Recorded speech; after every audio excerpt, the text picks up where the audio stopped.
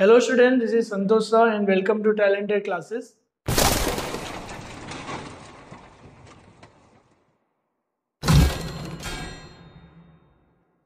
Previous videos में हमने देखा था कि बेसिक अकाउंटिंग के कुछ प्रिंसिपल सीखे थे या बेसिक कंसेप्ट शुरुआत किया था हमने अकाउंट्स के टाइप्स देखा था like personal account, real account और nominal account. Today we are going to see some of the examples of those accounts and together we are going to see the journal entries, the rules for the journal entries, the golden rules we are going to see. Okay, so first of all let's see the examples. So personal account में हमने क्या discuss किया था कि यहाँ पे कोई भी नेचुरल या आर्टिफिशियल पर्सन हो सकता है या रिप्रेजेंटेटिव पर्सनल अकाउंट होता है. So here you can see the examples. Capital. Now what is this capital? Capital means when somebody puts some amount to invest some amount in a business to do the carry on the business. That is what called as capital. ठीक है. So for example अगर Mr. A ने capital लाया तो उसको हम कहेंगे Mr. A's capital account. So this capital is what? Personal account. अगर आपको कहीं पर भी capital account दिखे so that is personal. ये capital मतलब क्या? ये वो पूंजी है या वो amount है that is invested in the business. Okay. Then next we are going to see artificial person में क्या क्या आ सकता है. State bank of India, Tata Motors limited या कोई भी अदर एनजीओ आ सकता है, गवर्नमेंटल ऑर्गेनाइजेशन आ सकता है. अब ये सब तो पर्सन नहीं है लेकिन हम इसे ट्रीट करते हैं like persons, so they will also come under personal account. Next natural person की अगर बात करें तो mister Pratap. Now you can see he have written mister Pratap's loan account. If somebody bring some loan, loan मतलब क्या, जब कोई उधारी या कर्जा लेके आता है आपके फर्म में, सो वो लोन अकाउंट भी जो होगा वो भी पर्सनल अकाउंट होगा क्योंकि कोई एक जो इंडिविजुअल पर्सन और लोन अकाउंट ला रहेगा उसके नेम के साथ इसे इंडिकेट करेंगे like mister Pratap's loan account. Okay. Next हमने देखा था outstanding, that is representative personal account जिसमें आउटस्टैंडिंग एक्सपेंसेस और इनकम्स, प्रीपेड एक्सपेंसेस और प्री रिसीव्ड इनकम्स. आउटस्टैंडिंग का मतलब क्या बताया था मैंने कि पेंडिंग, अगर कोई खर्चा करना पेंडिंग है दैट इज आउटस्टैंडिंग एक्सपेंडिचर. अगर इनकम मिलना बाकी है दैट इज आउटस्टैंडिंग इनकम. और अगर प्रीपेड और pre received means what, time से पहले अगर आपने कुछ पेमेंट किया है दैट इज प्रीपेड एक्सपेंडिचर, और अगर टाइम से पहले आपको कोई इनकम मिली है that is pre received income. Okay.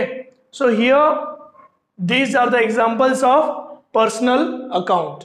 Next we are going to see real account. Real account के केस में मैंने क्या कहा था कि यहाँ पे सारे के सारे एसेट्स आएंगे. एसेट में motor van, computers, land and building, furniture and fixtures, goodwill, patents, trademark, investment. इसके अलावा आएगा लूज टूल्स या लीज होल्ड प्रॉपर्टी. तो कोई भी प्रॉपर्टी चाहे वो आपका ओन हो या फिर आपने किसी को रेंट में दिया हो या कैसे भी प्रॉपर्टी, अगर आपकी प्रॉपर्टी आपके प्रीमाइसेस है those will come under real account. Those are your assets. Asset मतलब क्या, आपका अमानत, आपसे जो भी प्रॉपर्टी से रिलेट करता है, those are all assets. Next we are going to see nominal account. और नॉमिनल अकाउंट में मैंने कहा था कि यहाँ पे सारे इनकम्स और एक्सपेंडिचर्स आएंगे और सारे प्रॉफिट्स और लॉसेस आएंगे. अगर कोई भी इनकम है या एक्सपेंडिचर है या प्रॉफिट है या लॉस है तो उसे हम नॉमिनल अकाउंट के कैटेगरी में कैटेगराइज करेंगे. Okay. So here printing and stationery, postage and telegram, travelling conveyance, royalty, customs duty, freight charges, excise duty, ये सारे क्या है, एक एक टाइप के एक्सपेंडिचर्स है या तो फिर इनकम है. सो यहाँ पे जो कंफ्यूजिंग है थोड़ा सा या अगर डाउटफुल हो सो मैं एक्सप्लेन कर रहा हूँ. लाइक रॉयल्टी, अगर आप किसी का गुडविल यूज करोगे, अगर आप किसी के पेटेंट्स यूज करोगे, ट्रेडमार्क या कॉपीराइट यूज करोगे तो बदले में आपको उन्हें रॉयल्टी पे करना पड़ेगा. सो this is also a kind of expenditure. Next बात करें कस्टम्स ड्यूटी. अगर आप नेशनल बॉर्डर्स के बाद इंटरनेशनल बॉर्डर्स को क्रॉस करके अगर आप फॉरेन ट्रेड करते हो तो वहां पे कुछ टैक्सेस पे करने पड़ते हैं and those are custom duty. मतलब या तो परचेस करते टाइम पे या सेल करते टाइम पे आपको पे आउट करना पड़ेगा. फ्रेट चार्जेस, अगर आप मेल लाइक रेलवे के थ्रू अगर मेल में आपने कुछ प्रोडक्ट्स लाया है या कुछ परचेस किया है सो वहां पे आपको फ्रेट चार्जेस पे करना पड़ेगा. सिमिलरली एक्साइज ड्यूटी होता है, इंपोर्ट ड्यूटी होता है जो कि आपको परचेस के दौरान, मटेरियल परचेस करते दौरान आपको पे करना पड़ता है. So those will come under nominal account. इसके अलावा अगर आपने इंटरेस्ट पे किया है तो वो एक्सपेंडिचर में आएगा, अगर इंटरेस्ट रिसीव हुआ है तो वो इनकम के अंडर आएगा। और दोनों ही एक्सपेंडिचर और इनकम या प्रॉफिट और लॉस, ये चारों के चारों नॉमिनल अकाउंट के अंदर आएंगे। ठीक है, फिर बात करते हैं डिस्काउंट अलाउड और डिस्काउंट रिसीव्ड।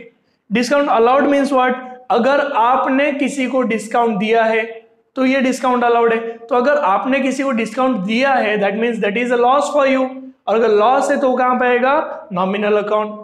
नेक्स्ट बात करते हैं डिस्काउंट रिसीव्ड, अगर आपको किसी सामने वाले से डिस्काउंट मिला है दैट इज डिस्काउंट रिसीव्ड। इसके अलावा आएगा advertisement expenditure, audit fees. Audit मतलब क्या, लाइक जब आपका अकाउंट्स एक किसी कंपनी का अकाउंट्स बन जाता है, ठीक है, तो उन्हें बाहर से प्रोफेशनल्स को हायर करना पड़ता है टू वेरीफाई दोज अकाउंट्स की या सही या गलत। ठीक है, सो फ्री ऑफ कॉस्ट तो कोई काम नहीं करेगा, these professionals will charge some amount and that amount is called as audit fees. okay, so personal account के अंदर दो और कंसेप्ट मुझे आपको बताना है, एक होता है डेटर्स, दूसरे है क्रेडिटर्स। ना हु आर दिस डेटर्स और हु आर दिस क्रेडिटर्स। ठीक है, डेटर्स हमारे वो कस्टमर से जिन्हें हमने कुछ उधारी में यानी क्रेडिट में या उधारी में हमने सेल किया है मटेरियल। ठीक है, so debtors are the persons, they are the individual persons जिनको हमने कुछ क्रेडिट में यानी उधारी में माल बेचा है। So later they are going to pay us, उन लोग हमें देंगे पैसे बाद में। सो ये डेटर्स जो होते हैं वो कस्टमर्स होंगे। ठीक है, पर्सन से इसलिए पर्सनल अकाउंट में आया। सेम वे क्रेडिटर्स जो होते हैं ये होते हैं सप्लायर्स। सप्लायर्स मतलब कौन, जिनसे हमने मटेरियल परचेज किया रहेगा या जिन्होंने हमें मटेरियल को सप्लाई किया रहेगा। ठीक है, so I hope you have understood very well that is personal, real और नॉमिनल अकाउंट। ठीक है, एग्जांपल्स के साथ आपको समझा रहेगा। अभी हम देखेंगे golden rules of this accounts. So student, अभी आपने अकाउंट्स अच्छे से पढ़ लिया, now we have to see golden rules of basic accounting treatment. Okay, so here we have to be golden rules of accounting.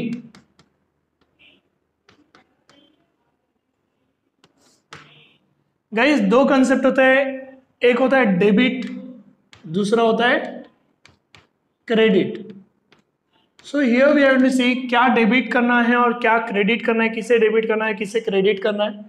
Here we are going to see that. Okay, so अगर आपका account personal account है तो उसका rule क्या कहता है, debit the receiver and credit the giver.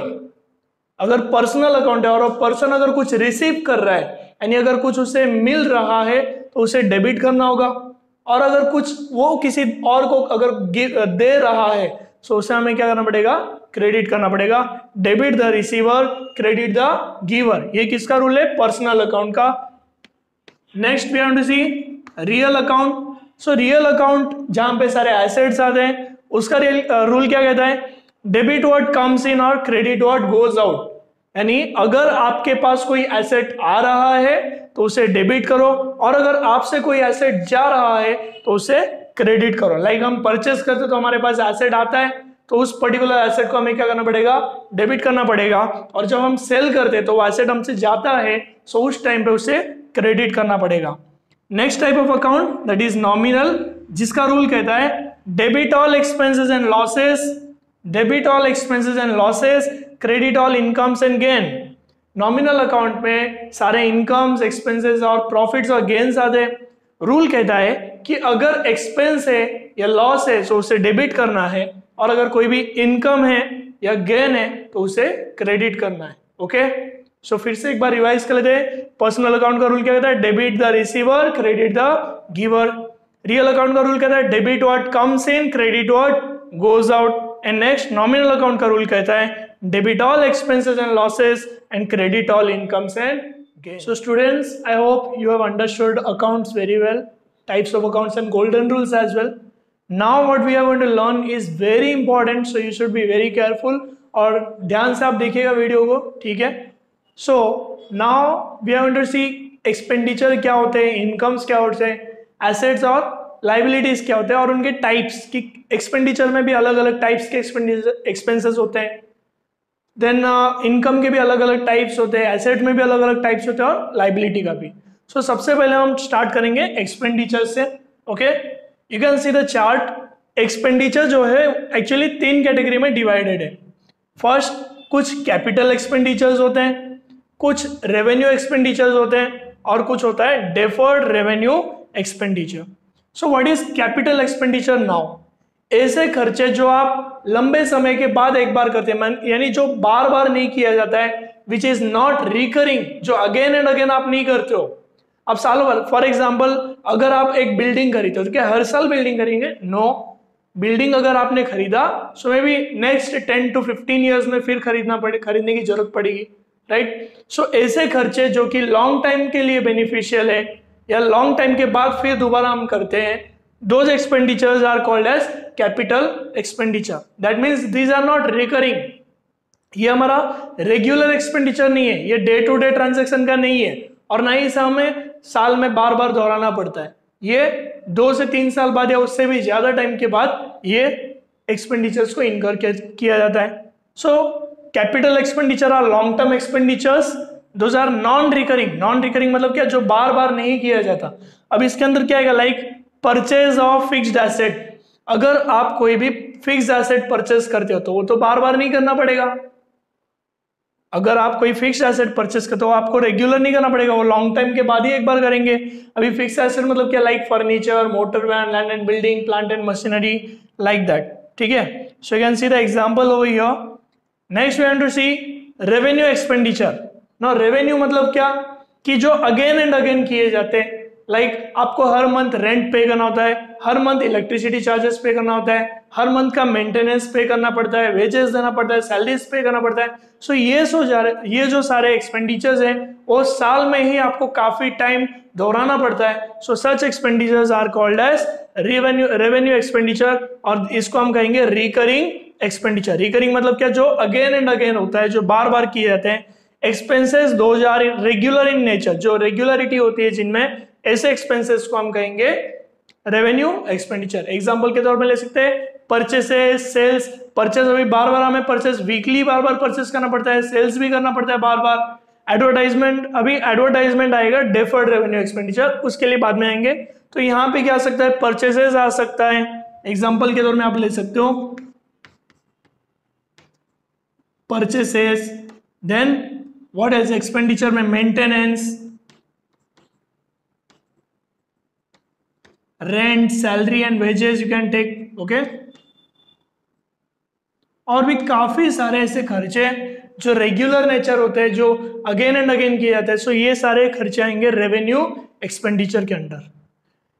Now we are going to see that is deferred revenue expenditure. What do you mean by deferred revenue expenditure? Now कई सारे खर्चे ऐसे भी होते हैं जिनको हम करते तो वन टाइम है, बट उसका बेनिफिट जो है हमें लॉन्ग टाइम में मिलने वाला है। फॉर एग्जाम्पल, आपने अगर लाखों रुपए अगर एडवर्टाइजमेंट में खर्चा किया, जरूरी नहीं कि वो एडवर्टाइजमेंट का आपका बेनिफिट जो है जिस साल आपने खर्चा किया उसी साल मिलेगा, मे बी उसका लॉन्ग टाइम बेनिफिशियल रहेगा। मतलब जो खर्चा किया आपने उसका बेनिफिट जो है 2 से 3 साल तक मिलने वाला हो। तो ऐसे खर्चे जिसके एक्सपेंसेस हमें एक साथ नहीं मिलता बट आगे के फ्यूचर टाइम पे मिलेगा, that is what called as deferred revenue expenditure. और उसका सबसे बेस्ट एग्जांपल है एडवर्टाइज एक्सपेंडिचर। ना अगर आपने एडवर्टाइज का खर्चा किया 1 लाख का, और वो 1 लाख जो है आपको 3 इयर्स के लिए बेनिफिशियल है, तो उसका जो बेनिफिट आप 3 इयर्स तक एंजॉय करोगे।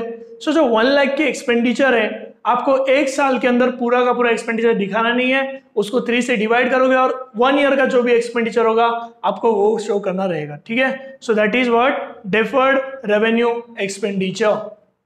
सो फ्रेंड्स, आपने देखा रहेगा एक्सपेंडिचर के टाइप्स देखे हमने, capital expenditure, revenue expenditure and deferred revenue expenditure. अभी इसी तरह से हम देखेंगे इनकम के टाइप्स। ओके, सो फ्रेंड्स, अभी हमने एक्सपेंडिचर का देखा types, now we have to see incomes types. ठीक है, इनकम में 2 ही टाइप हम पढ़ेंगे, तो उसमें भी ऐसे ही लाइक कैपिटल इनकम होता है और कुछ रेवेन्यू इनकम होता है।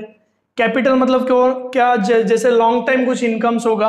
लॉन्ग टाइम इनकम्स मतलब sale of fix asset, like अगर आपने बिल्डिंग सेल की या आपने मशीनरी सेल किया या अगर आपको इन्वेस्टमेंट का मनी मिल गया, सो ये सब क्या है? लॉन्ग टाइम इनकम है जो आपको एक ही बार ड्यूरिंग द टाइम और लॉन्ग टाइम मिलेगा। ओके, जो रेगुलर नहीं होता है।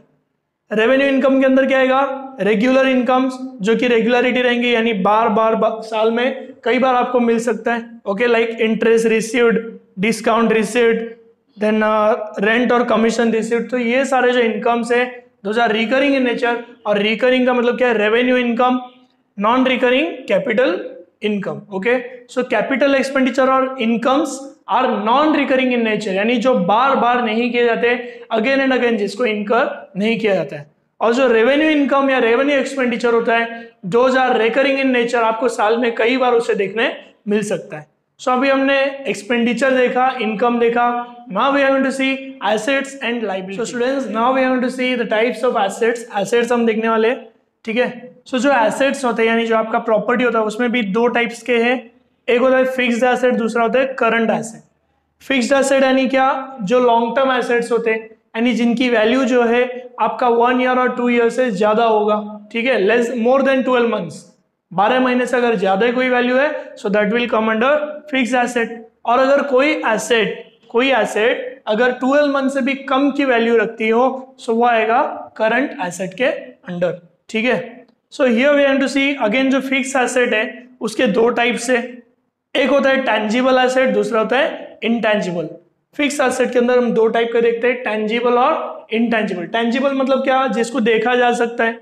इनटैंजिबल मतलब that can not be seen, जिसको देखा नहीं जा सकता है। तो टैंजिबल के अंदर क्या आएगा, computers, motor van, premises, furniture, then there can be investments, that is long term investments, क्योंकि फिक्स्ड एसेट लॉन्ग टर्म है, so here we can see long term investments. And here under intangible asset, goodwill, patents, trademark और copyright, ये already मैंने first video में आपके साथ discuss किया है, so you can visit there and you can see कि गुडविल, पेटेंट्स और ट्रेडमार्क और कॉपीराइट क्या होता है, ठीक है। So they will come under intangible assets. Okay, now हमने फिक्स्ड एसेट देख लिया, now we want to see current assets. Okay, so current asset मतलब क्या, शॉर्ट टर्म एसेट्स, जिनकी वैल्यूज जो होती है वो लेस देन 12 मंथ्स की होती है, लेस देन 12 मंथ्स, जिनकी वैल्यूज जो होती है वो लेस देन 12 मंथ्स की होती है, ठीक है। अब यहाँ पे क्या क्या आ सकता है, लाइक पहला है debtors. Who are this debtors? Debtors मतलब कस्टमर्स। जो सेल्स होता है, हम कैश में भी सेल्स करें, क्रेडिट में भी। कैश मतलब कैश बेसिस में हम सेल करेंगे, सामने वाला कैश में पेमेंट करेगा, बट जरूरी नहीं कि सारे सेल्स कैश से हो, कुछ सेल्स क्रेडिट भी होते हैं। मतलब सामने वाला पेमेंट तुरंत नहीं, बट थोड़े टाइम, थोड़ा सा मोहलत मांगता है, टाइम पीरियड मांगता है कि इतने टाइम बाद मैं आपको पेमेंट कर दूंगा। So they will be called as debtors.